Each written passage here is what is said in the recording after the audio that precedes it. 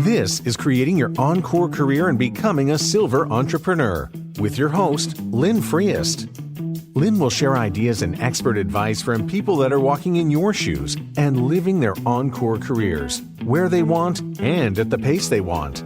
You'll start a company of one with confidence and knowledge to live a fulfilled life of freedom and ease. Lynn is a coach and leadership consultant whose mission is to show senior leaders and experts how to start something refreshing and new after a full career in the corporate environment. Hello and welcome to this episode of the podcast, Creating Your Encore Career and Becoming a Silver Entrepreneur. Making the leap from being a corporate leader and expert into becoming a solopreneur can be daunting, but the rewards are great. You can work when you want, where you want, and do the work you love. And I can be that guide and thinking partner for you as you go about this. As your coach, I'll help you go farther and faster based on what I've learned from being on this journey for several years. So if you're even having some thoughts about starting an encore career, please contact me. So today's episode is number 140, and I've titled it, What is a 60-Year Career and Why Would I Want One? Well, the 60-year career comes from this idea that we are all living longer and we're living healthier longer. And they're expecting now that children who are born today, half of them could reach 100 years old. So all of a sudden, even though those of us that are currently in retirement are probably living longer than our parents or certainly more than our grandparents did, society hasn't really kept up with that. So one way to say what might it look like for the children of today? Again, you might spend the first 20 years in learning mode, going to school, getting your basic education, things like that, just as we always have. But then rather than, a 30-year career, it could be that you go from age 21 through 80 in some sort of a career. It may be earning, it may be transitioning, it may be something else. But then, the years from, say, 81 to 100, which is 20 years, would be the elderhood. So it's one of those things that this is just how they're thinking that life might expand to as we move forward.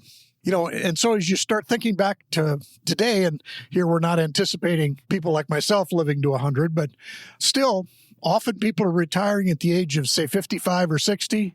Well, in some ways, that's only about halfway through your adult life. So this thought of, I'm going to earn money working for half my adult life, and then what am I going to do for the next half of my adult life? Again, I go back to the fact that it's not just that we're living longer, but we're living healthier. So we're able to do things longer than probably our parents or certainly our grandparents did. But that means it's more expensive. How do you plan if you're going to have a 30-year retirement? That's one heck of a retirement plan you have to have in place and you have to save for. So it could very well be that many people going into this, even in today's world, people don't feel they have enough for retirement. Well, if we're expanding that by 20 years or so, then it's really going to be an issue we're going to have to find some answers for. And the world itself is changing. What we do, what we need to do, the things that we have to do, while there's still a lot of physical labor that may become not practical as people get into their 70s and 80s, there's a lot of other work going on in the world that isn't physical labor, but is still necessary. Whether it's be coaching, counseling, teaching, any number of things that can go on don't require high levels of physical skill. And the other thing is the demographics are changing. The world is actually getting older. So it's not just the U.S., but some countries are even farther along than we are. There are more older people than there are younger people. And again, that says something that we have to be careful with in society is that a society can't sit there and support, 25% of its workforce not participating. Let's put it that way. Now, some of this is then when we start doing this, the language has to change. There's a certain thing around, and I'll have a reference to it later, but, the idea of ageism and how we talk about it to ourselves. Are we discounting ourselves before we really need to? Should we be not just saying, well, I'm tired of my job, but I'm ready and I'm going to retire, but I'm tired of my job, I'm going to do something else. Maybe that's, a better way to start thinking about it. And then moving into the future, not just for those of us who are already in retirement, but as they come up with this, 60-year adult life, people are going to have to plan on making transitions more often. Even in today's world, you look at the children that are in the workforce today, they've often had to make transitions every 5 or 10 years. Well, that's going to continue, only now it's going to continue for a longer period of time. So even now, we should start preparing ourselves to make transitions, but then also setting the stage so as transitions happen, in the world, companies and businesses are ready to take care of that. And while, I'm interested right now in helping boomers or even Gen Xers, make these transitions, this is going to be a standard practice. I mean, everybody's going to be doing these things moving forward as they all live longer. So another thought is, well, why would I want to even think about this? Again, that whole idea that even if you're retiring now, there could be another 30 years going on where you could be able to do something. So you might want to start thinking now, what's the rhythm of life I want to have? Maybe I will retire and spend 3 or 4 years decompressing or doing something. But should I prepare myself to go back into the workforce for another period of time after that? So the whole idea of, again, some of us will be fortunate enough that we literally can retire for 30 years. But there are going to be a lot of us that probably need to have some additional financial resources. So we have to think about how do we make that happen? And I think we want to consider that even in the second half of life, we can still have a rhythm to it.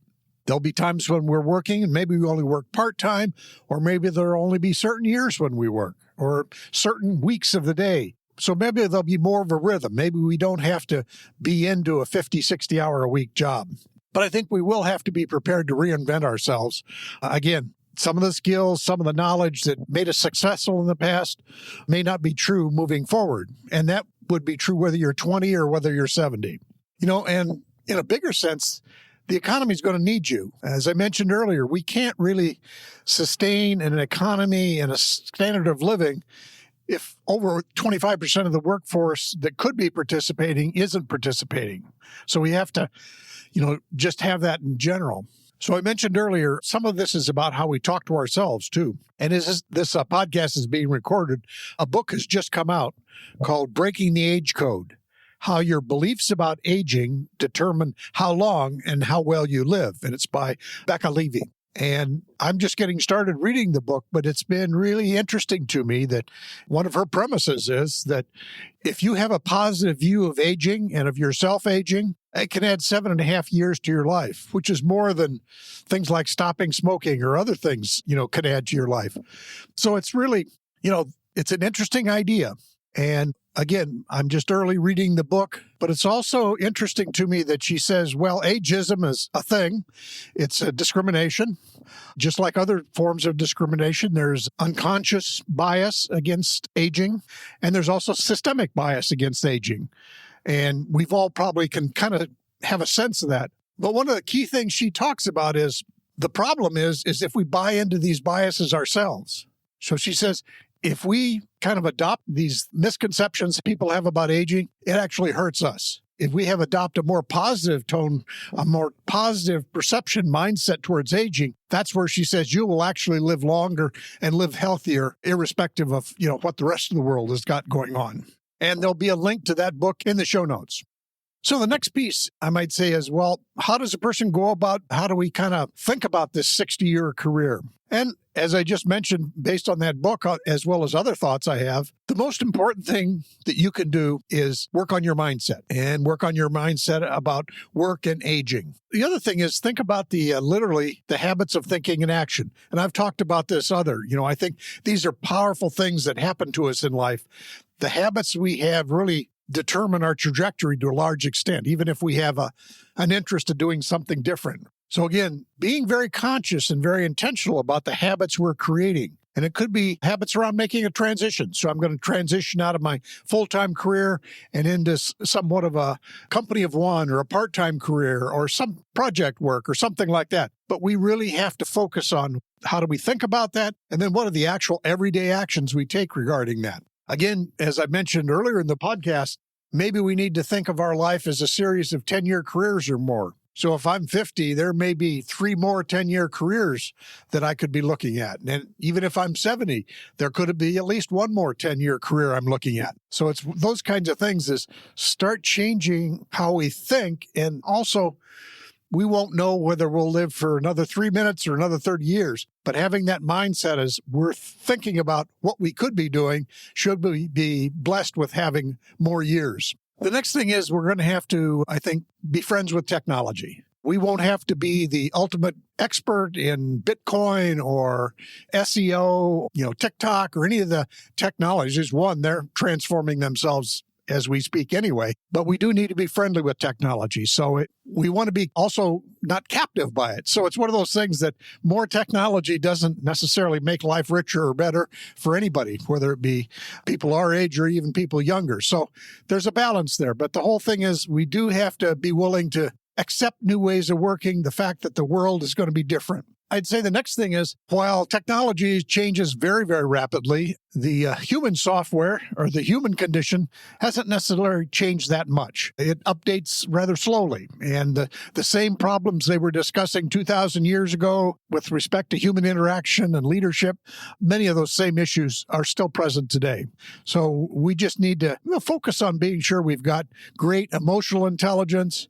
And also going back to, say, the transitions, I think there's some thought around transition intelligence.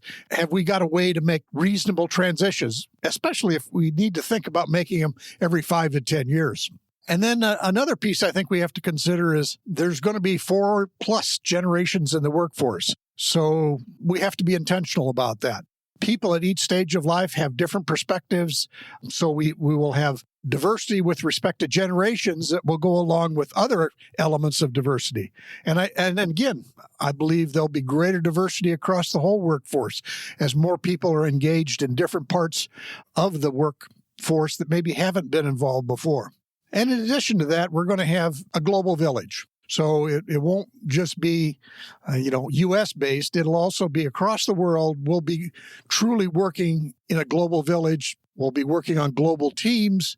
All these things will be possible and very likely. So we need to be thinking about, okay, if we were used to working in an office with a group of 30 people, those 30 people may be spread across the globe. And so how do we operate in an arena like that in the future of work? So finally, I want to leave you with 2 additional books, actually, and the links will be in the show notes that can help, I think, inform some possibilities for us. The first one is titled From Strength to Strength, Finding Success, Happiness, and Deep Purpose in the Second Half of Life by Arthur C. Brooks. And that, again, I've shared with his book and some of his thinking in earlier podcasts, but this, again, I think is important that he's got some great insights as to how do we think differently about the skills, knowledge, and talents we have in the second half of life. And then the second book is kind of an interesting, and again, I'm just in the middle of learning about that, but it's called Imaginable: How to See the Future Coming and Feel Ready for Anything, Even Things That Seem Impossible Today. And it's by Jane McGonigal. And she's a futurist. And she's works at the Institute for the Future. And she proposes various exercises and various ways that she has helped people think about the future. Some of her interesting work that she mentioned in the book is 10 years ago, one of the possibilities they were discussing at Institute for the Future was what happens if a pandemic occurs. And she said it was surprising. They obviously didn't get all the details of our pandemic right, but there were themes that happened, whether it be resistance to various restrictions or hesitancy for taking vaccines. Any of these things, they were actually it came to mind to them. Again, not that specifically, but it showed up in their thinking about the future 10 years ago. So, that's kind of a book that might say, it's something worth trying out or considering.